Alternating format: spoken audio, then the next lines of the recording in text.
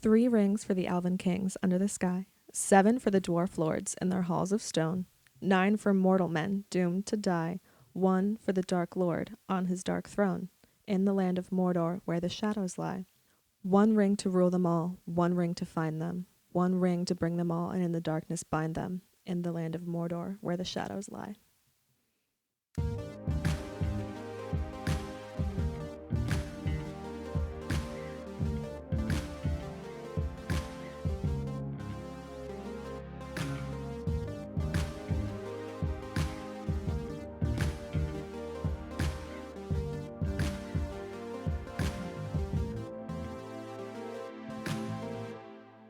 Hey there, Tolkieneers. I'm Danny J. And I'm Joel N. And together, we are Keep on Tolkien. We're supposed to say it together. We don't have to.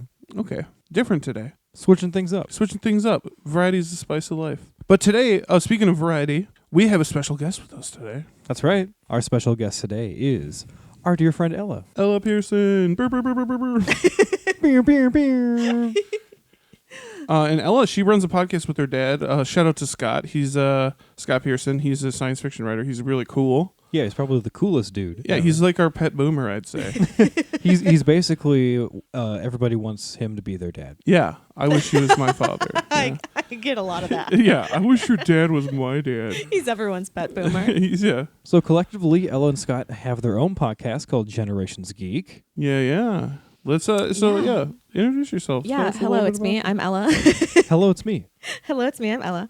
I have a podcast called Generations Geek with my dad, where we talk about all things geeky. Yeah. How long have you been doing it? Like 7 years now. Dang. Yeah, since I was like 14, maybe going on 8 years. Yeah. Yeah, it's wild out here. Yeah, so you guys have how many episodes do you have?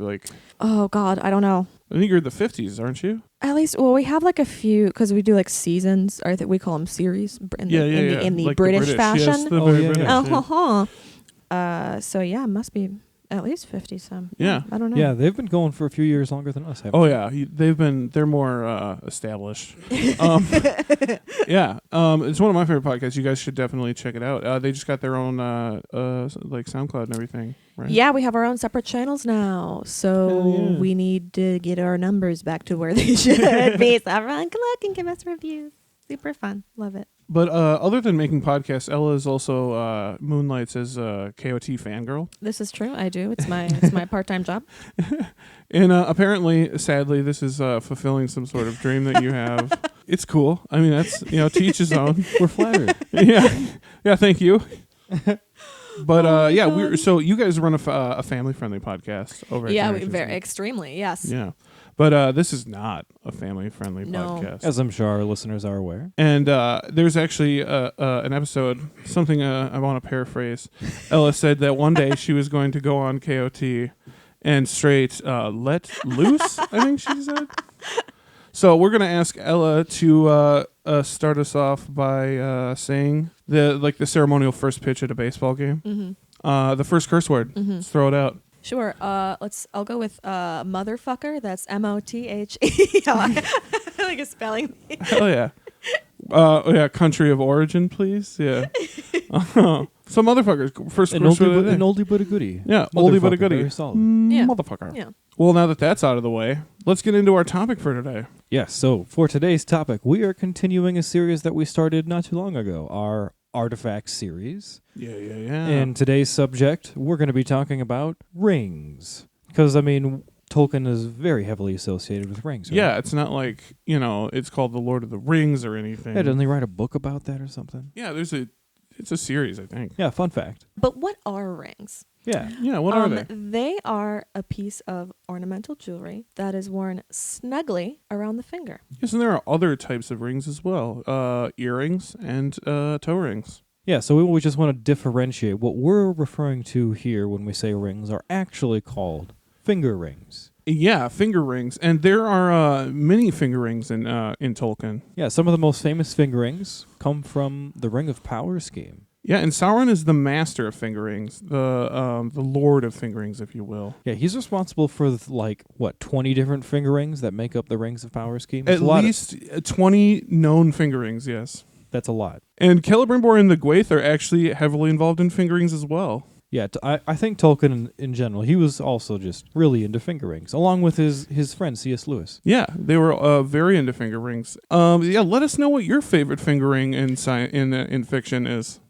So let's talk about rings in real life. Yeah, rings in real life. They're a real human artifact. Yeah, in context to our lives. So humans have been making rings for thousands of years. The earliest examples were actually found in the Indus River Valley from around 3000 BCE. Right on. And rings are typically made of a rigid material that can be shaped into, you guessed it, a ring shape. Yeah, some examples of these materials: metal, bone, wood, stone, glass. But yeah, you can make them out of pretty much anything. Yeah, rings are often made of a valuable material, but they're mostly symbolic. They can be a sign of authority, like signet rings. I think it's sign-a. Sign-a That's rings. how they used to say it in my history class. Oh, isn't that where the term sign came from? Yeah, I think so, yeah. Well, fuck me. Sign-a I'm learning rings. things live, people. Yeah. But yeah, they're used by royalty and other authority figures to stamp their seal into wax. Yeah, rings can also be a reminder of something or someone that you are bound to. That's also where, they like that circular shape. Yeah. So let's look at some modern day examples. Why don't you tell us about some, Ella? Yeah, so some modern day examples are like wedding rings or class rings or rings from societies, cults, like the Freemasons. Freemasons. The Like, Freemasons. oh, excuse me, that cough No. sounded so weird. We're not going to disparage the Freemasons. They do great work, and they're definitely not scary. Definitely not scary.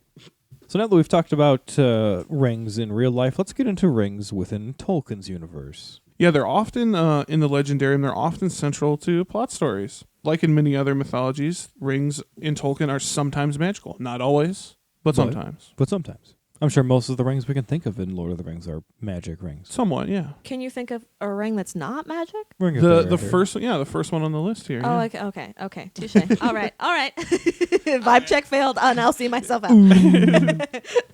Yeah, so in Tolkien, rings are also oftentimes used as a sign of authority. Yeah. So, for example, the rings were worn by the Noldor, who came over from Valinor, as a sign of their house, because they felt they were better than everybody, and they had to be able they had to represent it. No, very true. They're very proud of their heritage. Yes, They're very proud.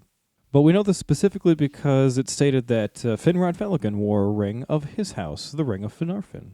and although there are no explicit references to other rings of this nature, we can assume that all the members of the Noldor royalty probably had these as well. Yeah, we can assume it was probably common to make these kinds of things. And the ring comes heavily into play throughout all three ages, and it becomes both a sign of authority and a reminder of an oath. Yeah, let's kind of get into that ring, actually. And the name of this ring, as we know, is the Ring of Barahir. Yes, sir.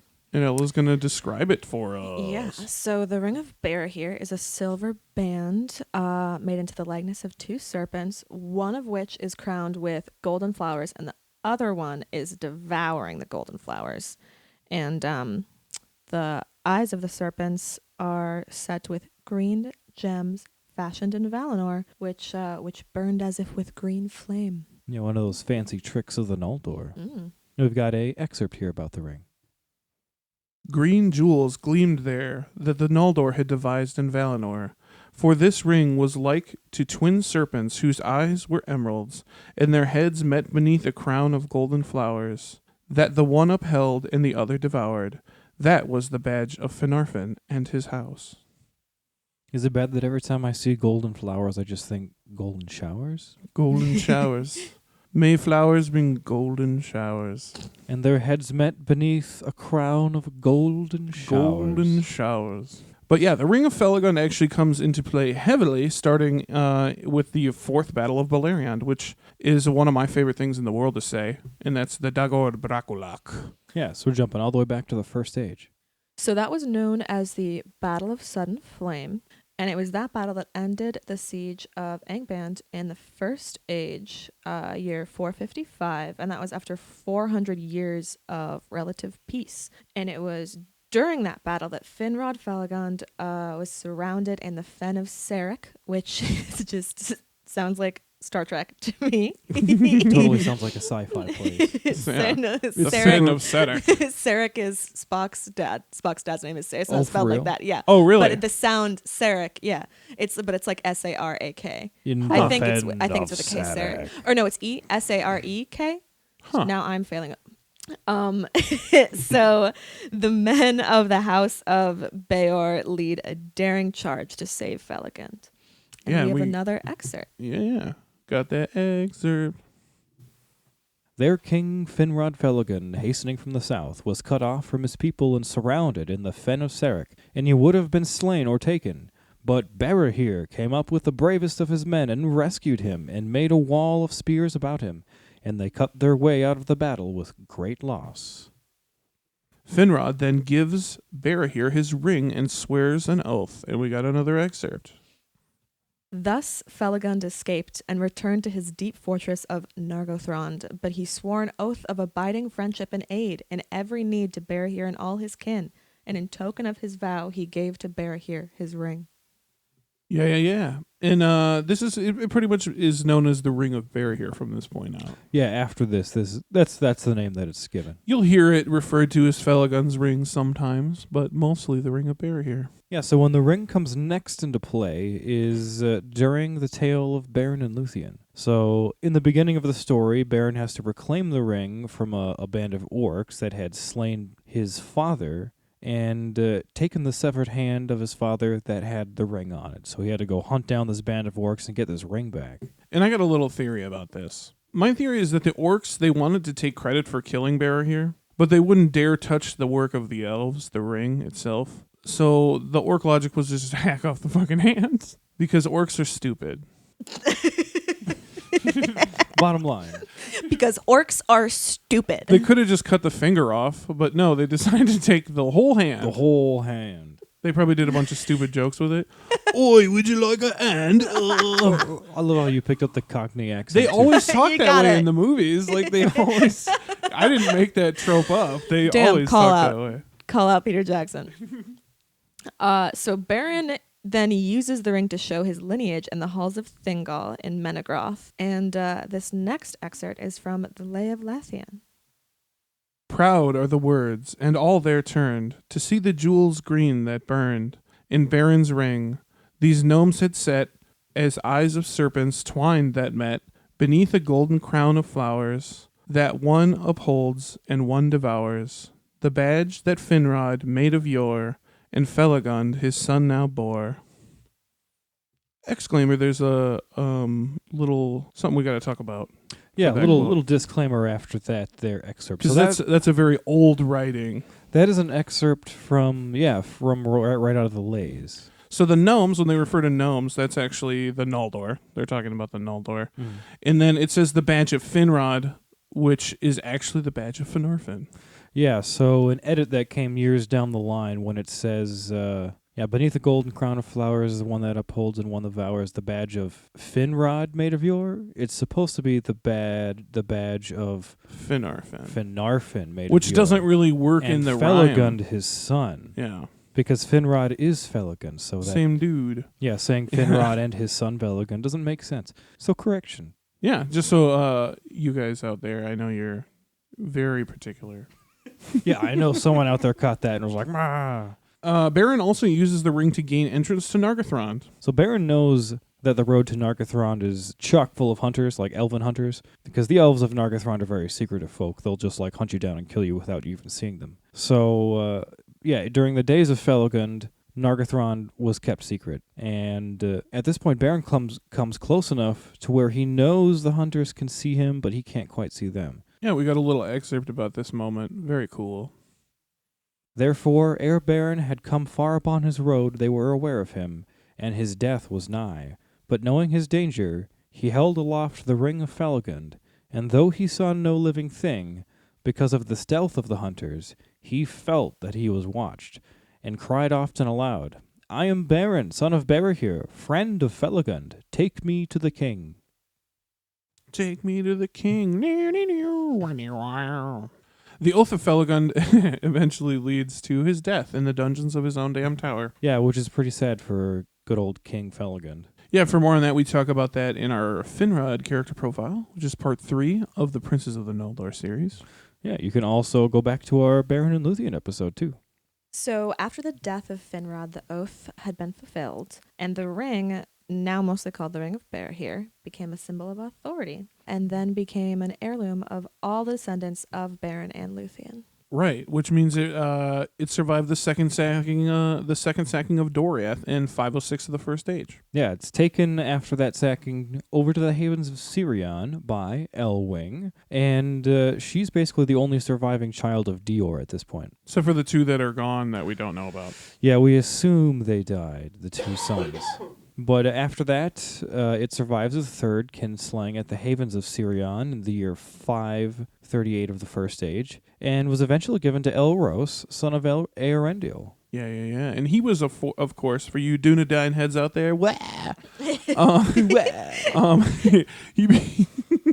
he became the first king of Numenor, known as Tar Miniatar in Second Age 32. Good old Elros. Yeah. So up until the year 740, the Ring of Barahir was an heirloom of the kings of Numenor. Yeah, then it was actually passed down through the line of the Lords of Endunier.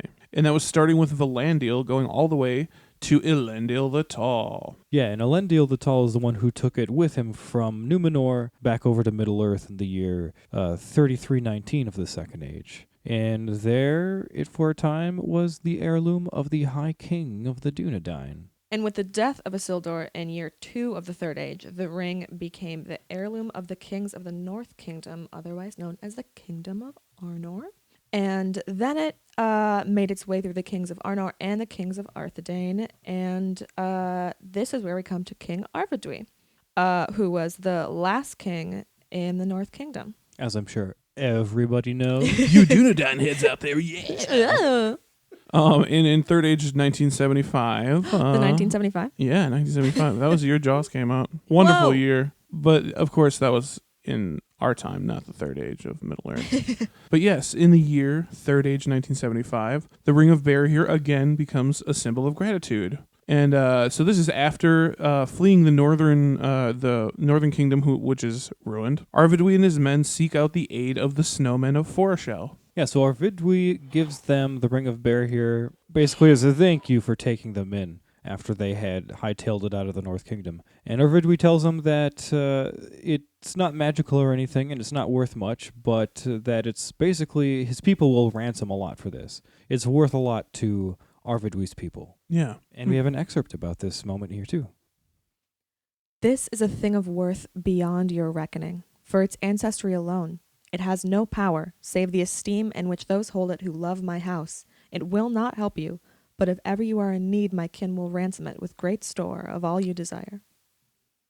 Yeah, and this actually eventually did happen, although it is not documented when. Yeah, the ring does get traded back, basically. Yeah, and it is from then on kept safe in Rivendell. So in the year 2952 of the Third Age is when the Ring of Barahir is finally given to the guy we all know and love. Yeah. Aragorn II, also known as Elisar. Yeah. And the 16th and final chieftain of the Dunedain. Of course. And then it was in 2980 of the Third Age that Aragorn gave the Ring of Barahir to Arwen as a sign of betrothal in Lorien, which is deeply significant because the ring once again becomes a sign of an oath sworn. How beautiful. Baron and Luthien part dos. Exactly. But actually this time the oath is in the other direction. Which is kind of funny. It's cool. It's kind of cool. It's going from the... Dude. Yeah. Almost like you meant it that way. It's going from the House of Barahir back to the House of Finarfin because, as you all know, Arwen is actually the great-granddaughter of Finarfin. Yeah, so originally it was going from elf to man. Now it's going from man to elf. All the way back in a circle, just like a ring. Just like a fucking ring. Oh my God! Shut it off, Joel. We're done for the day. We've made it. We've made our point. We've blown our mind too many times. We've come full circle.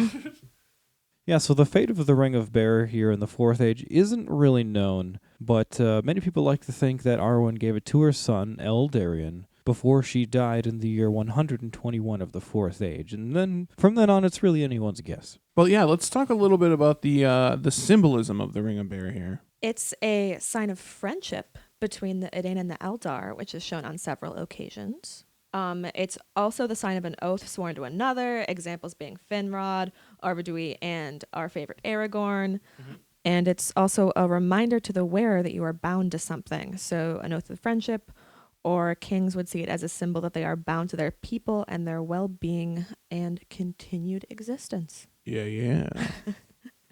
Let's talk a little bit about, so that's, pretty much we got on the Ring of Bear here. That's my favorite artifact ever. Yeah, I know that's one of your faves. You're wearing it right now. I'm wearing it right now. Yeah, I bought it for too much money. It's a pretty awesome replica, though. It's silver and shit. Listen, see if you can hear it. It's heavy. Yeah. That was a good sound. Yeah, you know if it's heavy, that means it's worth something, right? Oh, of course, yeah. It's made of pewter. So now let's stray away from the Ring of Bear here and get into some of the magic rings. Let's talk about let's start just by kind of talking about the Rings of Power scheme in general. Do you believe in magic? In a golden ring, in a finger ring, in a finger ring, a magic finger ring. Show you a magic finger ring. I'll show you a magic finger ring. Jesus. Oh.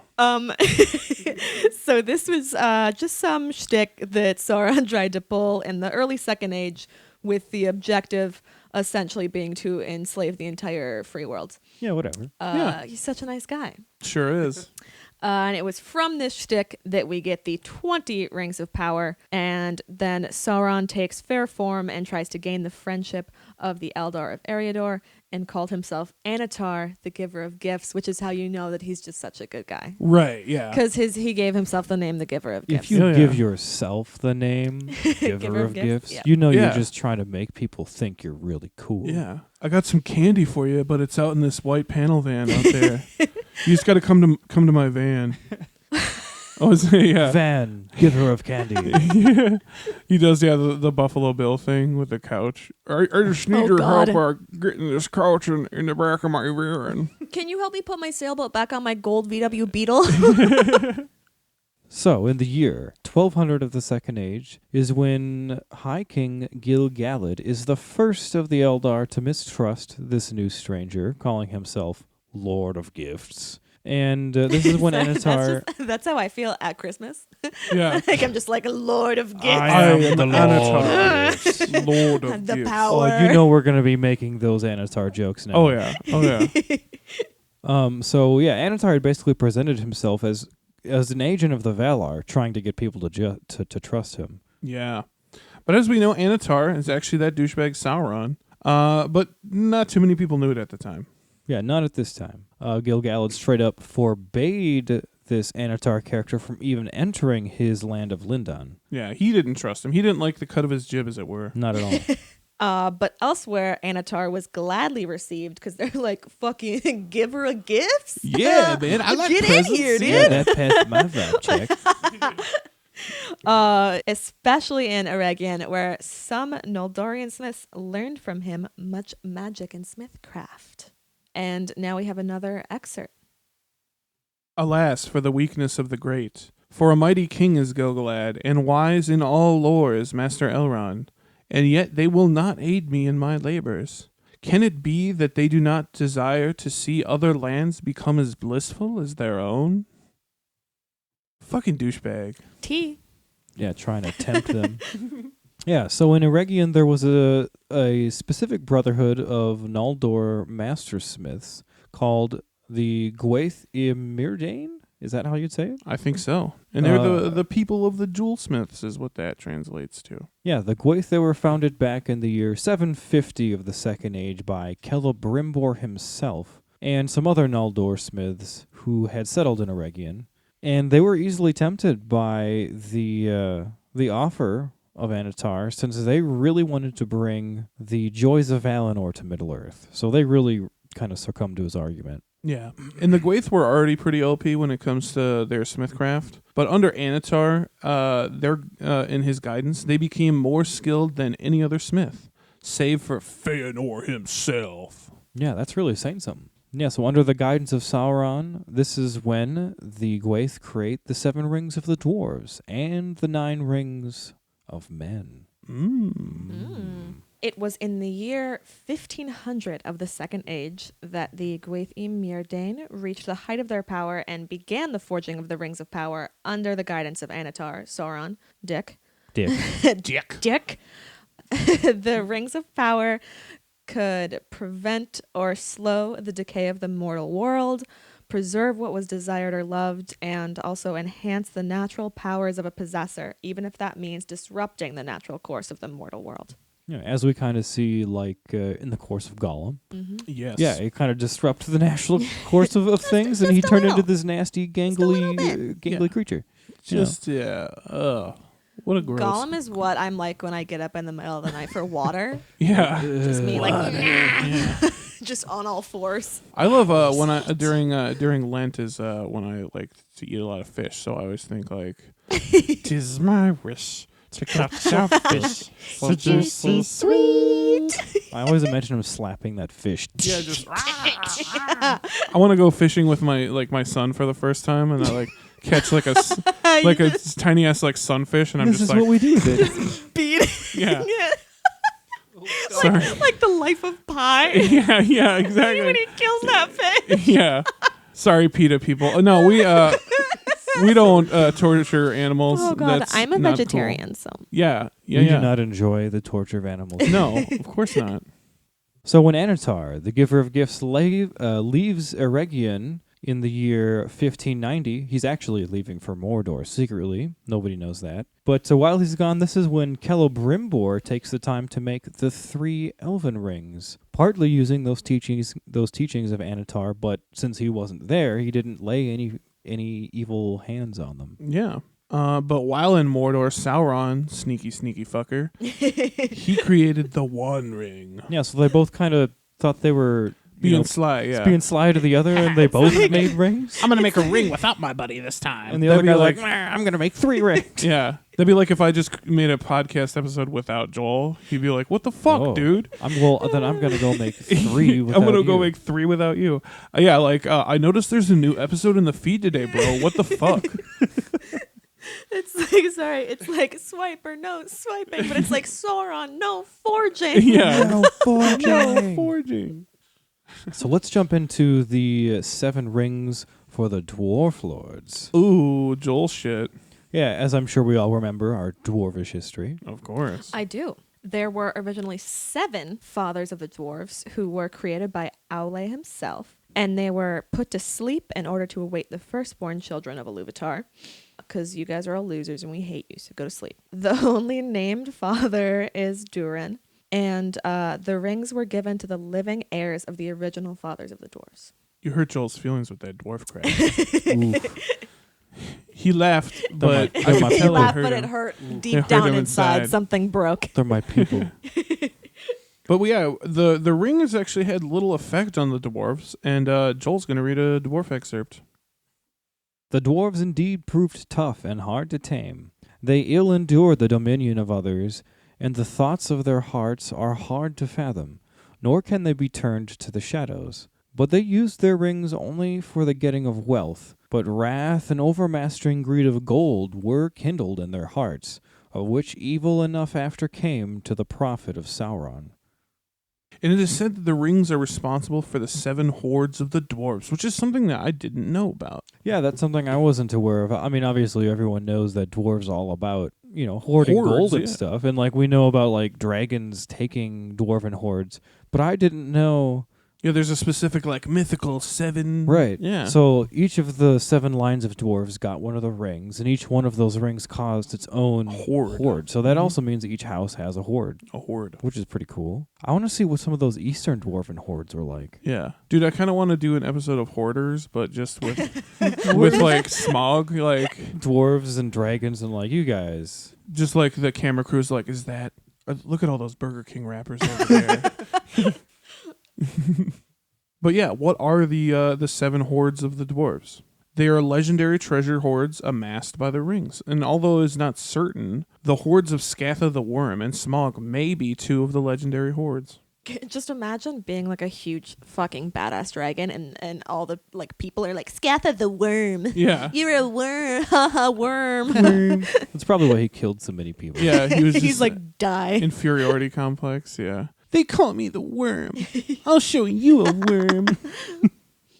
Yeah, but ultimately there isn't much known about what happened to many of the dwarven rings. It said that 4 of them were consumed by dragons, and 2 were eventually recovered by Sauron. So, I mean, ultimately, they all kind of ended up somewhere, but it's not super specific as to where. The last one was the ring that Thror had. Yeah, let's talk a little bit about Thror's ring here. According to Durin's folk, their ring of power was given them directly by Celebrimbor.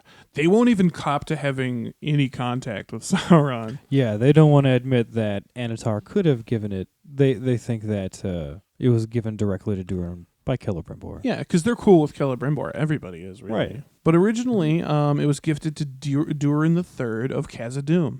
And the ring survived in secret until it came into the hands of Thrain after the death of his father, Thror. Thror died at Azanulzabar, right? Azanulbazar. God damn it. Azanulzabar. God, I hate Khuzdul.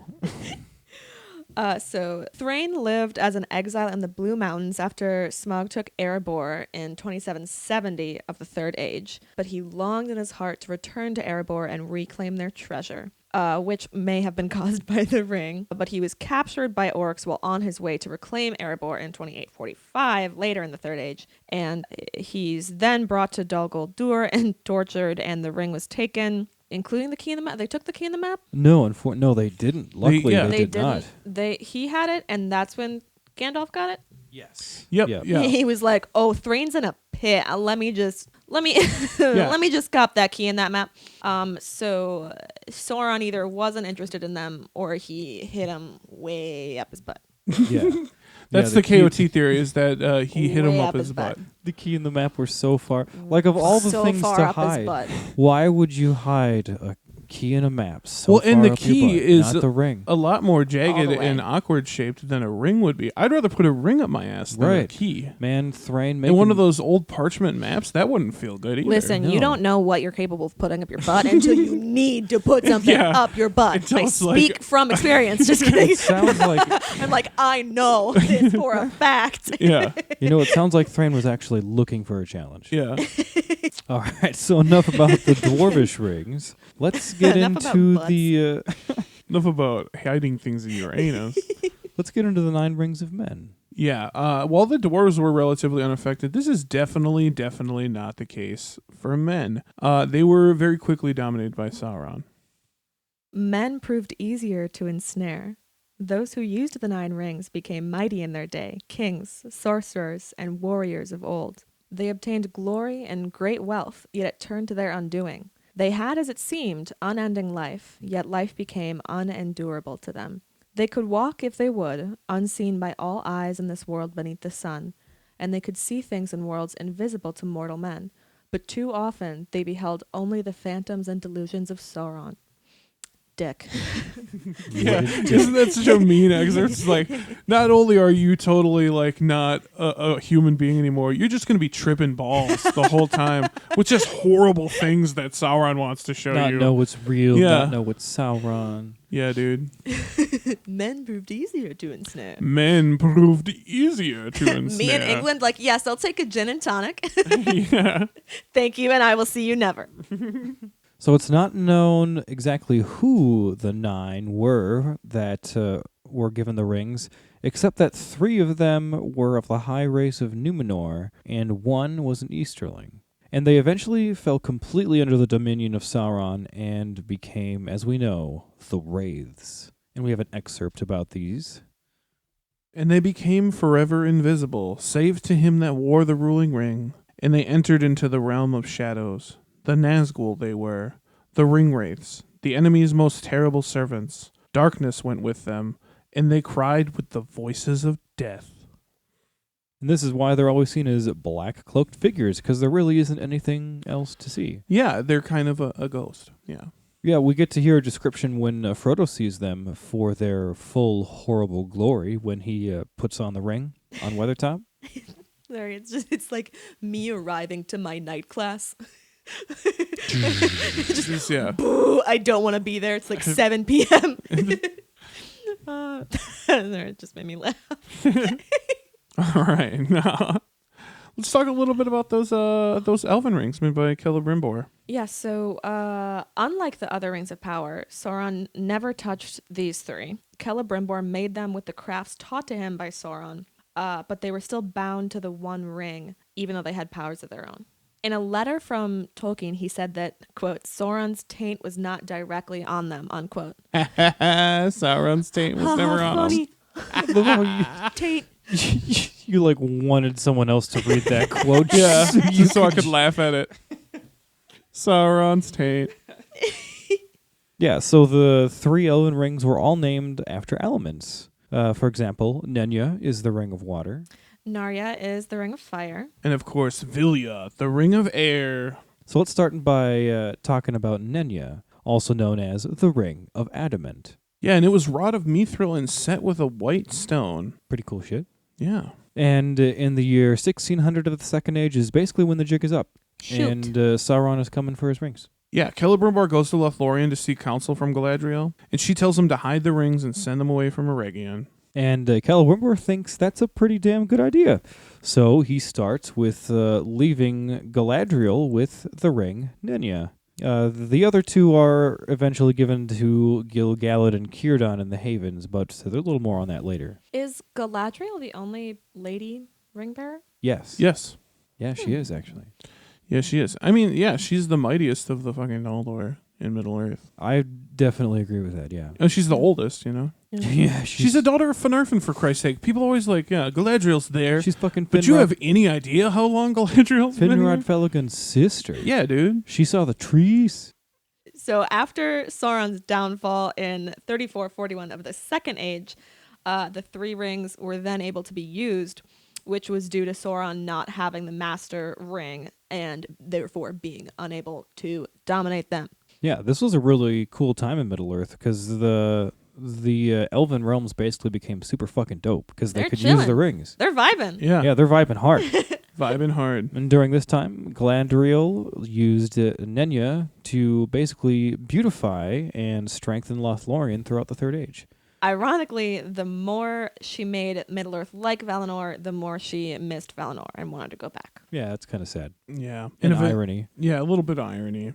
Eventually, in Third Age 3021, she and Nenya did sail across the ocean back to Valinor. Yeah, as we know, that's right after the War of the Ring. Yeah, and that was after the ring had pretty much lost its power because the One Ring had been destroyed. Yeah, so the power had diminished. Doesn't she say in the movies, doesn't she say? She's like, I will diminish and go into the west and remain Galadriel. Mm-hmm. And remain Galadriel. Galadriel. Yeah. Gotta get That line is in the book, the too. role. Galadriel. So let's talk a little bit about Vilya. Yeah, Vilya is known as the Ring of Sapphire, the Blue Ring, or the Ring of Air. Vilya was given to Gil-galad for safekeeping by Celebrimbor just prior to the War of the Elves and Sauron. It's described as a gold band set with a blue stone. Ugly, sorry. Ooh. I also think that sounds kind of strange. I don't like Ugly. gold bands. No, me neither. With a blue stone? Ick. Gross. Okay. And it is generally considered the mightiest of the 3. Man, the mightiest one is the one. Yeah. The ugliest one. The ugliest one is the mightiest one. Yeah, so let's get into the powers of Vilya. Yeah, so Vilya's power was not specifically stated, but to most agree that it had the power to heal. And this, of course, is evident when Elrond is its wielder in the Third Age. Yeah, and we've talked about a pretty popular thing in KOT before about we like to talk about when basically the rings were used to heal Frodo. Yeah, they kind of teamed up to heal Frodo. Yeah, we talk about how much had to go in to save him, like you had an elven lore master wielding one of the rings of power, and then a fucking a Maiar wielding another ring of power. Yeah, there's an outrageous amount of power there. So yeah, we think that the powers of these rings were used specifically to heal Frodo in that instance. Right. Yeah, and the ring is actually given to Elrond at the end of the Second Age, or just prior to it, depending on what your story is.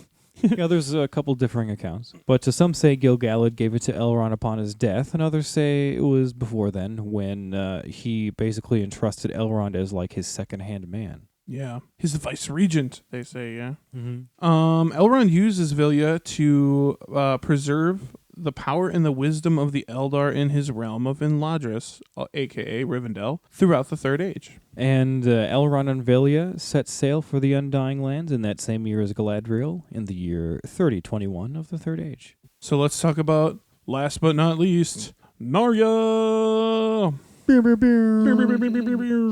Yeah, this is Narya, a.k.a. the Red Ring, or the Ring of Fire. And this has described as a gold band with a large red gem. Down, Ugly. down, down into a burning ring of fire. Narya was originally given to Gil-galad along with Vilya, but was later given to Círdan, the motherfucking shipwright. Shafted. Shafted. Are you happy you got to have a Círdan reference? So happy. It's like, what's the... Is it the Make-A-Wish Foundation? Yeah. It's the Make-A-Wish Foundation. That would be so... If we got contacted by Make-A-Wish and they were like, yeah, some kid with cancer needs to I'm hang like, out girl, with I you. lost my leg, but like, can I come on and say shafted after talking about Círdan? That'd be great. Thanks. Someone say Círdan, shafted. That's all you want, kid? Like, That's all you That's want? all. Okay, so Círdan held on to Narya until the year 1000 of the Third Age, which is when the 5 Istari, the wizards, arrive in Middle-earth on the behest of the Valar. They were there to combat the growing threat of Sauron, but kind of on the down low, kind of low-key. As the Gen Z says, low-key. Low-key, yep. okay. But here, Círdan, being a wise guy. Wise guy. He's real. Such a wise guy. Hey, wise guy. Such a wise guy. Hey. Hey, wise guy. Why you got to be a wise guy? Well, this guy, he understood that the true nature of the mission, the true nature of the Istari, and, he saw in Olorin, or Gandalf, Yeah, I love that. Oh, yeah. Saying that Something word special. with a Minnesota accent is funny. Olorin. Yeah, so Círdan obviously saw something special in good old Gandalf, or Olorin as he was known at the time, that no one else really saw. So he just goes right on ahead and is like, oh yeah, you're the guy, here. And he just gives Gandalf Narya just on the sly. And he does that thing like in A Link to the Past where he holds it up into the air. Do-do-do-do. Yeah, don't go alone. Take this. It's not safe.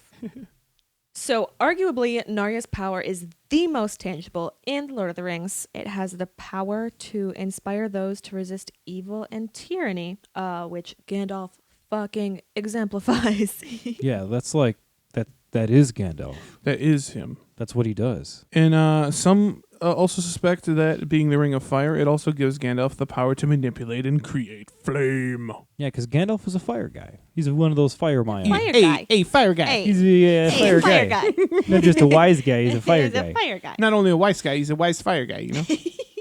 Yeah, so that's something he was already pretty damn good at to begin with, the fire. And also, fun fact, something I didn't know previous to this, Narya is invisible when worn by Gandalf, which is Can't catch him. probably why nobody fucking knew he had He's it. a wise guy. Can't catch him. He's a wise guy. Nenya is also invisible to everybody but Frodo. Oh. Oh. Why? They just that's they right. just see a light on her finger. They don't see the ring. They're like, that. bro, what is that? What is that shit, dude? It's shining, man. Yeah. Galadriel Only just Frodo, got yeah. ice. She's just like, I don't dripping in know. ice. I don't know. It ain't nothing.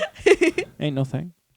And a side note, so Gandalf, a lot of people think I don't know, I didn't put this in here, but a lot of people think that when Gandalf confronts the Balrog and he says wielder of the flame of Anor, a lot of people don't know exactly what that means, but it could be a reference to this ring. I've always wondered because every time I heard It's either- Anor, I was thinking Arnor, and I was like, flame of Arnor? What does that even mean? Yeah, it's either that or in reference to Iluvatar, the wielder of this flame imperishable. Because he says, I'm the secret servant of the fire, the wielder of the flame of Anor. Okay. Anyway, nerd shit doesn't really have to do with this very much. But What are you, a fucking nerd? what are you, some kind of fucking geek or something? This is not the place for that, Danny. This is not the place. This is a serious podcast. Who invited you? This is all about religious allegories, damn it. Ella, kick him out. Get out of here. Yeah, so ultimately, Narya set sail with Gandalf to the Undying Lands in the year 3021 of the Third Age. Yeah. And that's about all we have on Narya. Yeah. That's it for this episode of Artifacts Rings. But wait, Is what about The One Ring. That's right. We actually decided that we're actually going to just do a full artifacts episode on the One Ring at some point here in the future. Yeah, rather than really cut the One Ring down and shove it into all this other stuff, we're going to just give it its own episode. We can totally talk about the One Ring on its own. It's kind of a big deal. Yeah, it's a pretty big deal. Yeah. It's like the ultimate Horcrux. It is. But also, quickly, we got to make another one of Fangirl Ella's dreams come true. Yes. We have for you the latest episode of Minnesota Tolkien Radio Drama, featuring proud fellow Minnesotan Ella Pearson of Generations Geek Podcast. Woo! I've been training my whole life for this moment. Just running up steps. And, Literally, yes. Yeah. In Philadelphia. Wearing Converse. So we hope you guys enjoy this next installment of Minnesota Tolkien Radio Drama. Here we go. It was in this time that the War of the Elves and Sauron was nigh. Sauron would come to Eregion and take the three rings by force if he could. And now Celebrimbor seeks counsel from the most powerful of the Eldar in Middle-earth, Galadriel, Gil-galad, and Círdan the Shipwright. Celebrimbor sits alone at his home in Eregion. There is a knock at the door. He is expecting company. Oh, oofda. That must be them. It's about gosh darn time, you know. Celebrimbor opens the door to a sight few and are to have the pleasure to behold. There stood the Lady Galadriel. She had some sort of a dish in her hand. Oh, aye, there. Well, if it ain't my beautiful cousin Galadriel. Oh, how you been? What you got there now? Oh, I just thought I'd bring some tater tot hot dish for the night, you know. Thought we might get a little hungry. Oh, yeah. I bet we will, hey. So who else is coming then? Oh, Gil-galad should be here any darn second now. Oh, yeah, for sure. Is Círdan coming with him then? I was hoping for some of that dynamite lutefisk of his. Oh, yeah, that's good lutefisk there. Just then, a knock is heard at the door. Oh, that must be him now. Oh, yeah, for sure. Celebrimbor moves over to the open door. Gil-galad is standing there, beaming with a case of beers under his arm. Oh, yeah there, cousin. How's the weather out there, huh? Oh, not bad, eh? What you got there now? Oh, just thought I'd bring some hams over for the night, you know? Oh, yeah, we could all go for a hams right now, hey. Yeah, your auntie's here. Oh, yeah? Aye, there, auntie. How you been? Been a while, huh? Oh, pretty good, yeah. Is Círdan with you by chance there? Oh, no, he wanted to go fishing. He sends his best, though. You send any lutefisk? Ho, ho, ho. Oh, yeah, I wish, eh? The three then sat down and feasted on tater tot hot dish and ham spear. The mood became more grave when Celebrimbor told them the story of Annatar and the three rings. I knew that Annatar was no good, eh? I had a sneaking suspicion that he might have been Sauron, you know. Oh, yeah, I know, hey. I should have listened to ya. Yeah, I really should have. I really goofed up on that one. Yeah, you goofed up pretty bad there. What are we going to do about these gosh darn rings, eh? Well, I'm pretty sure they can't stay here, you know. I was kind of hoping that maybe you guys, might be able to, maybe take them with you, hey? Oh, yeah, for sure. Hey, I'll take that blue one there and the red one. Hey, now, how come he get two then? Well, no, I'm the High King, you know. Yeah, and the only reason that is because he got a wiener. I'm Finarfin's daughter, hey? If anybody gets two, it should be me. Oh, hey now. If anybody should be High King, it maybe should be me, grandson of Feanor and all. But anyways, let's not fight now. Gil-galad, you will take two of them and give one to Círdan, okay? Everybody cool with Círdan, right? Everyone's cool with him, yeah? Yeah? Oh, yeah. Okie dokie then. Hopefully this will all work out in the end, yeah? Ho, ho, yeah, for sure, eh? All right, fine. Give it to Círdan. And you tell him if we survive this war and Sauron doesn't kill all of us, I'm going to want some of that goddamn lutefisk.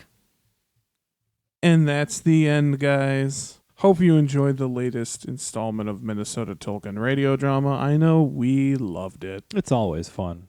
And thanks for our first female voice, Ella. Yeah. My pleasure. But that's about all we've got for you guys today. This has been KOT Podcast. Be sure to follow us on social media. Yeah. Follow us on Twitter, at KOT Podcast. If you want to follow me, I am at Danny J, that's Jay, KOT. And follow us on Facebook at www.facebook.com/official Keep on Tolkien.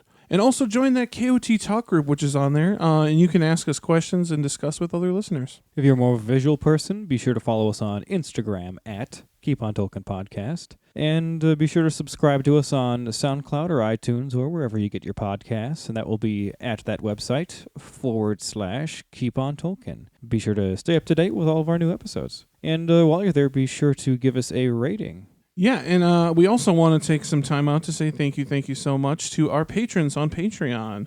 And if you want to give to our Patreon, that's www.patreon.com/KOT podcast. Subscribing to Patreon is a way to help support us because KOT is still a 100% DIY podcast and it still comes out of our pockets. Yeah, every donation really, really helps us and ultimately just helps us bring new content to you at the same or greater level of quality than you come to expect. Yeah, and subscribing is a little. Think of it as a little thank you for giving us a tip there. There's some exclusive content that you guys can listen to, and it's always not safe for work and always pretty raunchy. Yeah, so just be aware. We like to have some fun with that. Yeah. I mean, if you're giving to our Patreon, I'm sure you love this. You eat this shit up with a spoon. So, yeah. And be sure to check out Generations Geek. Yes. Check out Generations Geek. And you're also doing another Star Trek podcast. You should plug that too.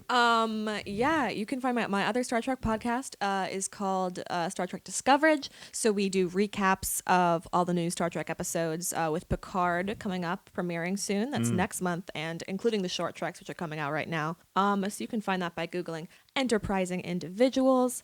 The links are on their site. And Generations Geek on wherever you listen to podcasts now. Yeah. And if you guys do like Star Trek, I know there's probably a good crossover. Ella and Scott know fucking everything about Star Trek. Oh, yeah. It's like, they're like what we are for Tolkien. That's their Star Trek, if not worse than us. They cover like everything geeky, which is awesome. Yeah, it's but so no, much just fun. But in their personal lives. Like if I had to put a finger on a specific obsession, I'd have to say it's probably Star Trek. Yeah. So if you guys dig that shit. Is that accurate?